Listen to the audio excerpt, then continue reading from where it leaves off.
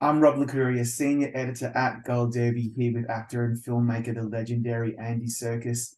Mate, I have no words to tell you how much I loved the 3 episodes on Narkina 5 in Andor. Mm. Every day I wake up and think about how Kino Loy can't swim. So I'm like, objectively, as a work of art, what did you think of the Prison Trilogy episodes written by Toby Haynes, directed by Bo Willimon? Because I'm pretty special. I mean, look, the series as a whole, I adored, but then I adored Rogue One, and I just when you're working with someone like Tony Gilroy, who has such, he's got a lot to say. I mean, he's a man who has a lot to say about the world that we live in, but to be able to do it on a stage like this and on a canvas like this, which is, clearly within a universe that's much beloved, but that you can still delight people and entertain people, but at the same time say something quite profound with the characters and the with every character. Actually, there isn't a character in the series that doesn't kind of in some way have real emotion, a real story to tell, and that's quite unique and quite rare. And so, I mean, when we talked about it, and he told me the arc, and then I read the scripts, I was just like, oh, this is something else. It's a really beautifully drawn character, a really interesting journey, and I just really, when I was thinking about how to even start working on the character, I kind of wanted to examine someone who actually, before he was incarcerated, was someone who had heart and had a family and was normal. And yes, he may well have been a shop steward and someone who stood up for others, was a bit of maybe a political firebrand, but really had a voice and was good at bringing people together. And then when he was imprisoned, and probably for that reason, because he was good at galvanizing people, that he would then kind of shut down and just really care about himself and nobody else, and become this rather brutish, unfeeling person who just wanted to live out his sentences, without making any ripples, get through it and get out. It just, for me, it was like, this is and it's a Star Wars series. It's Yeah, like kidding. you know I it was know. so human, and just the world was just, it was such a great thing to be able to play within. Oh, I can imagine. I'm looking forward to doing a bit of a deep dive. Before we do, though, I mean, one way out, the gripping climax to the trilogy finds Cassian and Kino on a high stakes escape, culminating in this spectacular sequence of events. Looking back on your time on set, which would have been a while ago now, what first comes to mind as like one of your most memorable highlights? Well, I mean, there are a couple of moments. I mean, I was the speech of kind of galvanizing everybody and getting everybody going was, I was, to pull those kind of speeches off. It's scary. It's scary. And so, the day was getting close, and I knew it was coming, and then the day happened and it arrived, and um, I I just thought, well, look, you've just got to, because luckily the speech begins with him not being able to find his mojo, basically, That's right. and then Cassian gives him a bit of a kick up the backside, and then he kind of gets into gear, and that was exactly how I was feeling. It was just like every take, every time we did it, and we did it numerous times, it was just like, oh boy, here we go. And so the self-doubt that Kino was feeling at the beginning was very much the self-doubt that I was feeling. Like, am I going to is this going to be too sentimental? Is it going to be too over theatrical? Is it going to be, it is like doing a speech like that is a bit like walking a tightrope. So that sort of nervousness of Kino at the beginning was very much kind of how I was feeling. And then you find it, and then you start to kind of get driven, the drive he was sort of finding, the desire to get everybody moving and all of that. And then that started to, I mean, it's just when you have to then do it again, and then Yeah. you know you think, oh boy, those speeches are really hard. They're really hard. It's so good because he's inspired to rise above his initial defeatism and pessimism. He rallies his fellow men with this rousing speech, hijacking the intercom. and he incites a mass escape. And I was all for. I mean, I just loved it so much. And then I wondered, how many times did he have to do this? And do you find something different every time, or something special? Like, are you one of those people that likes to do things over and over again because you might find that nugget, or are you happy to just go once really hard and then move on? Oh no, I mean with something like that, if I could have quite happily gone on to try and find different stuff, or sometimes it's there are when you're in the flow and then something happens and you do something and it's just like a happy accident, and that triggers something else off, and then you go down a different route. So it's being kind of it is all about being in the moment with those sorts of speeches, and trusting that the work that you put into it, then you can sort of just forget about all that and then just be in the moment. And that's so I do like that exploration, and Toby did such a he created the right atmosphere to be able to do that. Yeah. I mean, obviously it's interesting because say if this was a movie, you'd probably have more time to explore it, but it's a TV schedule and there's a lot to get through, and a ton of That's right. so I can that there is imagine. the pressure, that pressure as well. Yeah, the pressure's on, and it's got to be really. I mean, just that's what's so amazing when everything comes together, and a series like Andor comes out. To me, I mean, because Rogue One for me is like on another level, and then to have Andor come out and kind of follow that up, and to me now Andor is probably the best thing that Star Wars has ever done, and that's not being hyperbolic. That's just my opinion. I totally get it. It's got to be good, and the fact that you're able to make it happen is such a gift. Like, Well, really is. it was a gift of a role, to be honest. And Tony he is that one of those writers who just he hits the bullseye with character. He just knows he knows the turns and the levels and the layers, and he's great. He's So, one of a like, kind. Kino is a straight shooter. He's a formidable. He's got this quiet gravitas about him. The way he walks into a room, the way he talks with precision and fortitude. What was the key for you to get into his mindset in that relatively short period to hopefully have audiences kind of go along the ride with him? I mean, I wanted when I was approaching, there's a sort of that drill, that kind of like, this is my name's Kino Loy. This is the kind of the instruction of every single new cellmate that comes in gets the same thing, and it's sort of like, so within that sort of parrot fashion delivery of the rules of the place and the way that things work. I kind of wanted it to feel like, he's ticking off the days that he's got to get through, and so, but still have that sort of that force, and he has to maintain control, but it's not.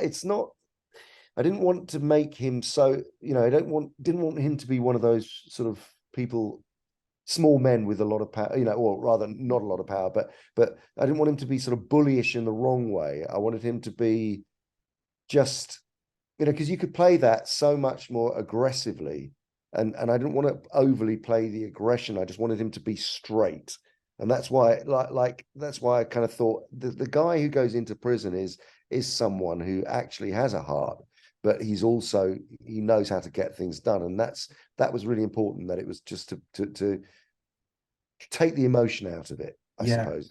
make him pragmatic. Um, Yeah.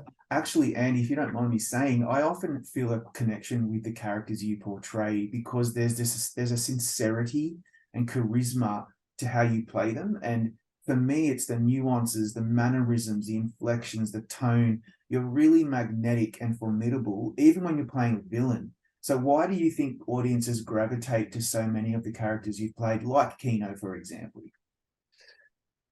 Well, I mean, I don't know if that's for me to say. I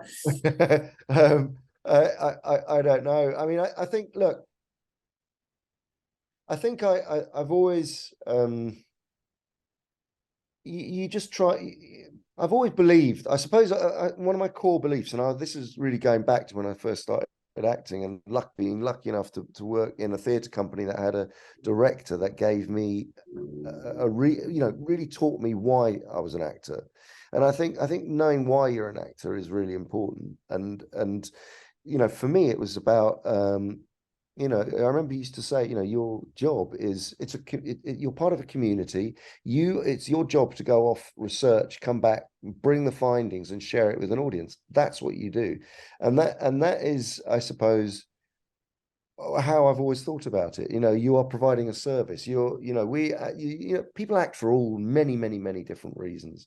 Some for self-therapy, or actually even during their lives, their reasons for being an actor changes. You know, and evolves, and that's good. But I think I've always held on to that as a main kind of tenet of belief, if you like, but that you're providing a service. You are going back to the, like, you know, primal storytelling of ancient days of shamans sitting around fires Yeah. and working out society's ills through storytelling. I suppose I've always connected to that sort of reasoning behind what I do, I suppose. And And so, that sounds really grand and a bit weird, and I don't mean it to be.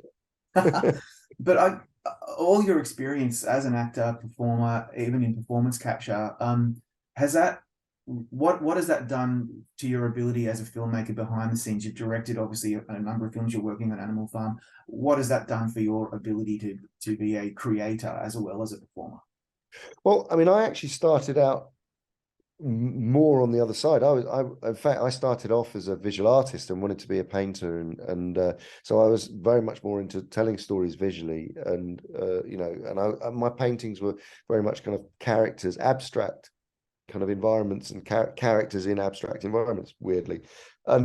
So, but I think what I've learned, and I have been lucky enough to work with some incredible filmmakers, you know, not least Peter Jackson, who really nurtured and you know, sort of allowed me to learn a lot by being part of his world of, you know, films, not, you know, not only of course the Lord of the Rings, but then the Hobbit trilogy, and King Kong and Tintin, and Yeah.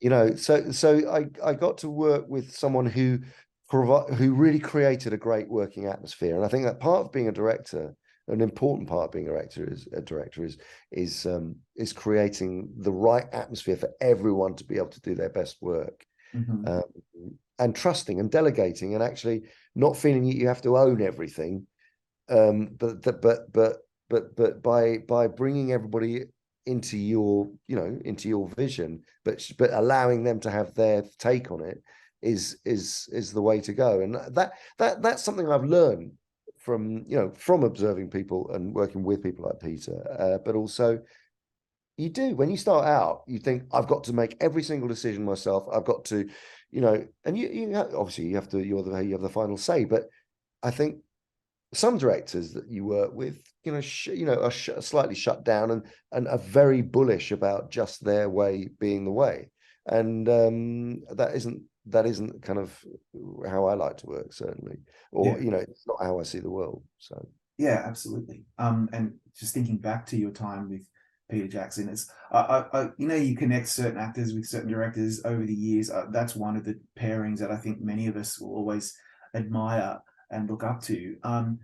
When you think back on the significant impact you've made on TV and cinema over the years, particularly as an accomplished and acclaimed performance capture actor, what do you make of your contribution to that art form over the years and the way that it's changed and evolved over the last 2 decades? I mean, I feel it's so interesting. As I say, you know, before becoming an actor, I was more of a visual artist, and it's sort of it was almost feels like it was meant to be, really, that the sort of working, me and my relationship with visual effects and how those two worlds came together as a performer, kind of binding with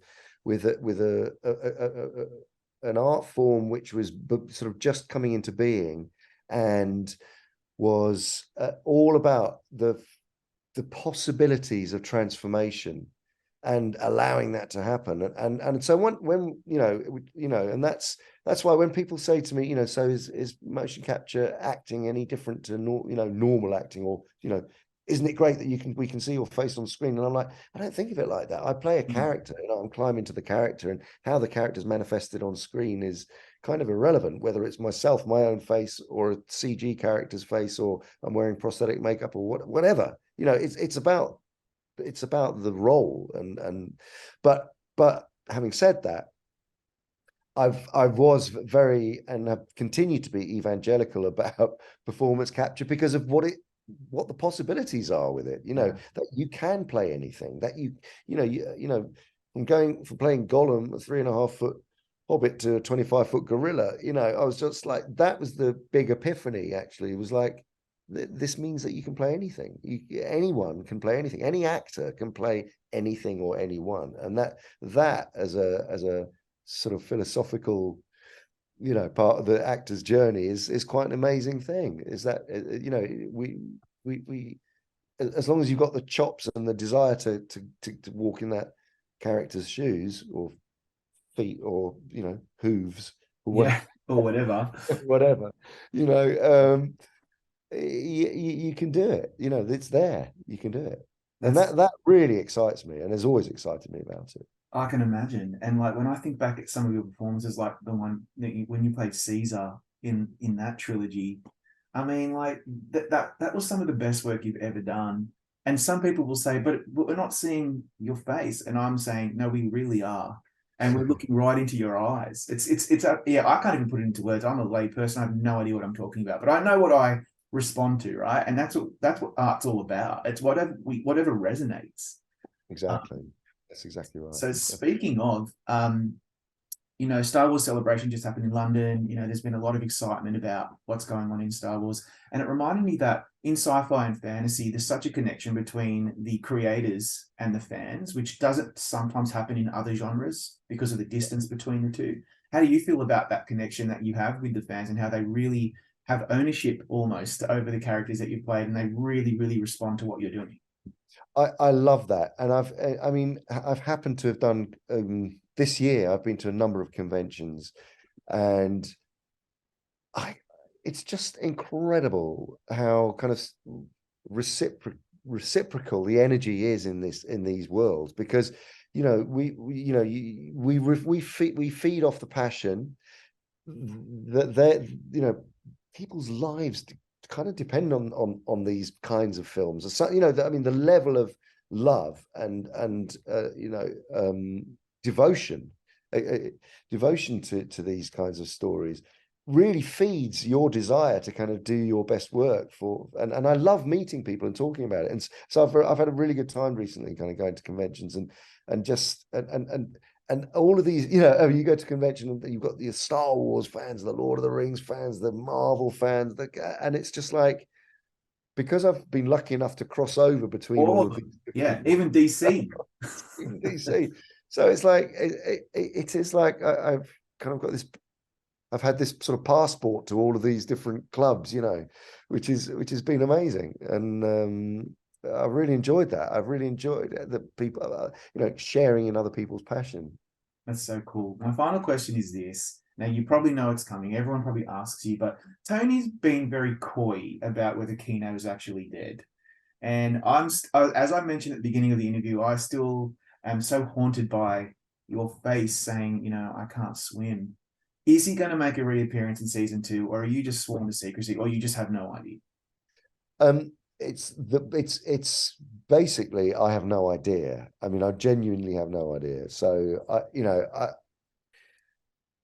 don't know. It's interesting because I played a number of characters. Like I was saying earlier to someone else, you know, in 2000, I think it was 2017 or 18, I had a pretty bad year because I lost three characters that I really cared about. Ulysses Claw, Caesar, you know, and Snoke. They all died in the same year. It was like losing 3 close friends. Yeah. It's just like, you know, so I don't know what it is, but so I'm really hoping that Kino, you know, isn't. And but who knows? Not my decision. We're just going to have to wait and see. But in the meantime, Andy, congratulations on some beautiful work in Andor, and thank you for your time today. Thank you so much. Lovely speaking with you.